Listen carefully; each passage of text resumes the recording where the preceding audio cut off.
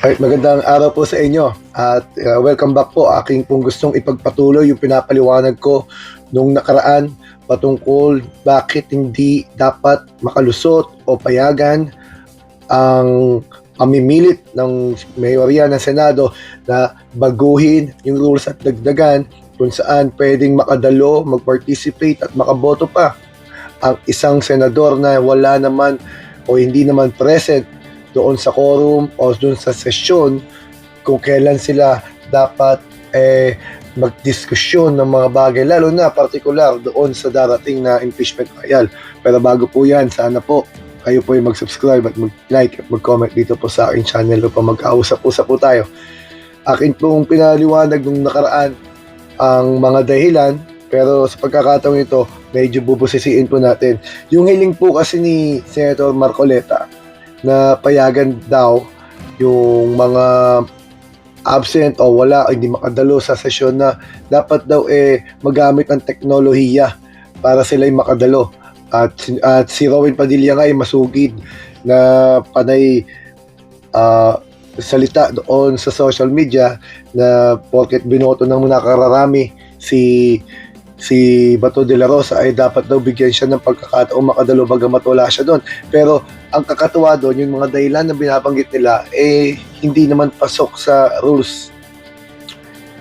Kasi dahil sa rules, meron namang mga paraan para makasama ka, mag-participate ka doon sa session nang wala ka doon.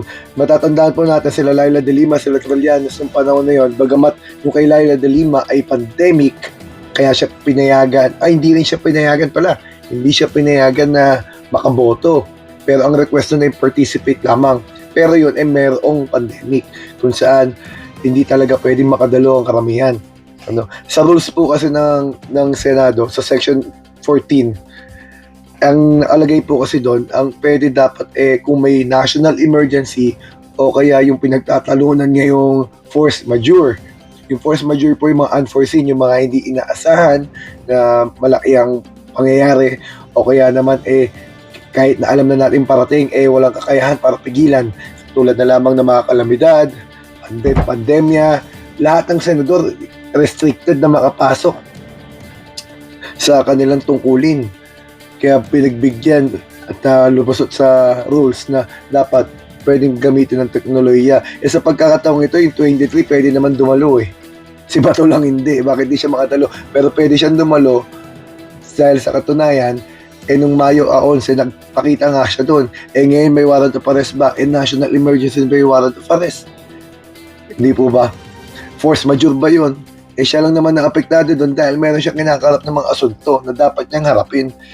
So, ngayon po, ating pong pag-aralan yung rules, Ang una po kasing dahilan, doon sa na pwede nilang malabag doon sa konstitusyon at doon sa mismong Senate rules nila. Dapat po kasi may physical presence.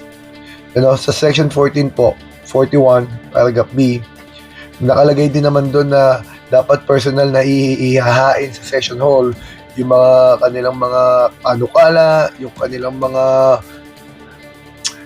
susog. Pero tandaan po natin pagdating po sa hearing, kung syempre darating sa impeachment trial, pinag-aaralan din ng mga hukom na sila naman ay tatayong hukom kasi ang mga demeanor ng mga witnesses at ng mga complainant at ng mga nasa depensa. Kaya may mahalaga na dapat present.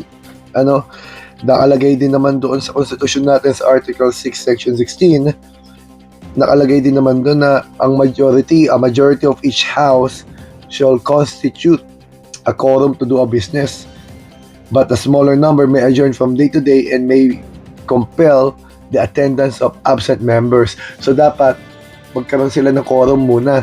Paano makumpirma na may quorum? Sa 24 senators, dapat 13. Dapat po present ang 13.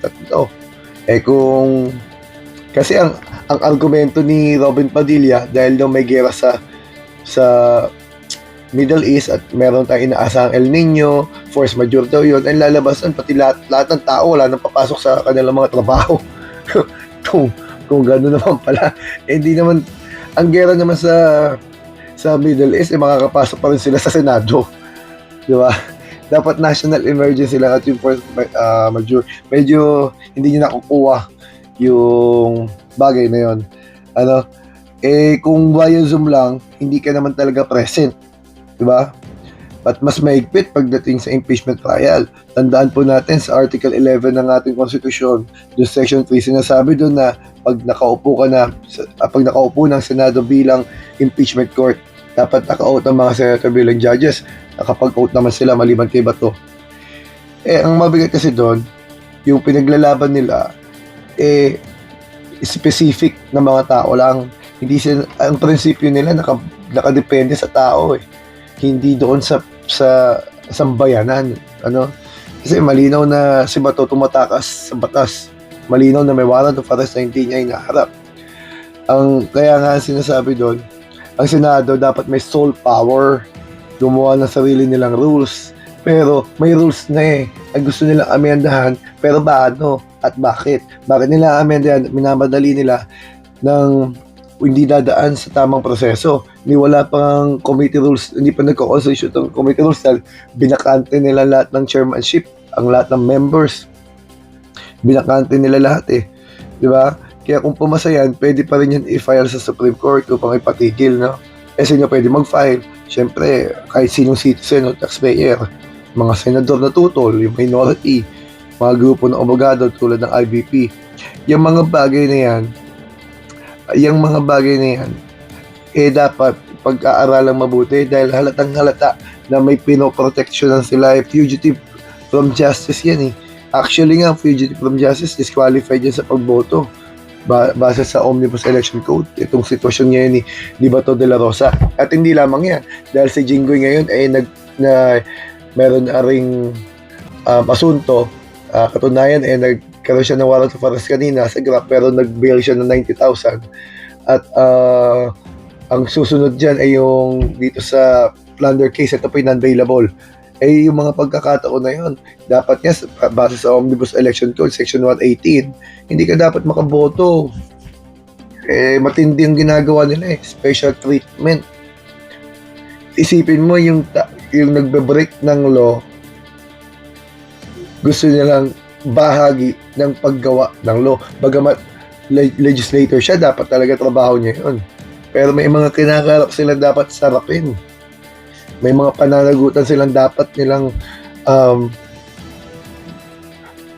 patunayan na wala silang kasalanan. Pero hanggat hindi nangyayari yun, malinaw na nagtatago sila. Malinaw na tumatakas sila sa batas. Malinaw na itong rules na to na gusto nilang amendahan ay para lang sa kanila at walang epekto sa sambayanan. Kaya yung argumento ni Robin Padilla, malinaw na mali. Unang-una, wala naman national emergency. Sa katunayan, yung minority at yung majority block nakakapasok Ang problema lang nila kasi dahil nga expected nila mababawasan sila. May plunder case si Jinggoy Estrada. Inaasahan si Joel Villanueva sasampahan din ng plunder itong mga non-bailable. Si Marcoleta mismo, alam niyo po, nakikinig ako nung nakaraan dun sa mga abogado, ako po kasi graduate ng political science. Alam niyo po, malinaw na napakadali ng kaso ni Marcoleta kasi sa dami niyang pronouncements, pag-amin niya siya mismo ang umamin sa problema niya. yung tinanggap niya 75 million sa tatlong tao sa magkakaibang pagkakataon, kakaibang araw. Mike Defensor 30 million, then 25 million, then 20 million sa dalawa pang tao bago mag-election period. Kaya nakalusot siya nung sinabi na ito ba ay contribution, bakit di mo nilagay doon sa yung SOSE. Yung SOSE po yung Statement of Contribution and Expenditures ng mga kandidato. Hindi niya dineklara kasi nga naman ang katwiran niya, hindi naman niya binigay within the period of the election. Yun daw ay binigay prior o bago. Ngayon lumabas tuloy dahil sa kadadaldal niya ng mga detalye. Malabas tuloy. Nakalusot nga siya doon, pero pinuntahan niya mas malaking problema, plunder. Ang plunder po non-bailable yan. Ang dami niyang pronouncement. Kapag may tumanggap kayong ganyang kalalaking pera, bagamat wala namang sinabing kapalit, nakaupo siyang kongresista nun maapektuhan ang kanyang trabaho dahil sa mga susunod na panahon, maaaring lumapit tong mga to at humingi ng pabor na hindi niya maindian. Hindi dapat, wala, siya rin mismo ang umamin eh. So, sabi nga ng ibang abogadong nakausap, pinakamadali yung kay Marcoleta. So, kung wala si Jinggoy, wala si Marcoleta, wala si Bato, tatlo po yun. Yung 13 magiging 10, inaasahan din natin. Naririnig natin sa balita na planchado na rin ang pagsampa ng kaso kay Joel Villanueva. Lalabas, 4 yun, plunder din yun. Wala rin bail yun kay Chess Escudero, 5. Wala pong bail yung mga yan. Yung iba naman may mga kasong kakaharapin na mas maliliit. Katulad nila sila Robin Padilla, obstruction of justice. Di rin natin alam kung kakasuhan niya ng abetting and aiding. Kasi tumulong sila sa pagkubli at pag-assist doon sa fugitive na si Bato. At ganon din naman si Cayetano. Pero wag po natin kalimutan na inaasahan natin na si Bongo ay magkakaroon din ng warrant of arrest mula sa ICC. Marami pong salamat. Hanggang dito po muna. Subscribe po kayo. Salamat po sa inyo.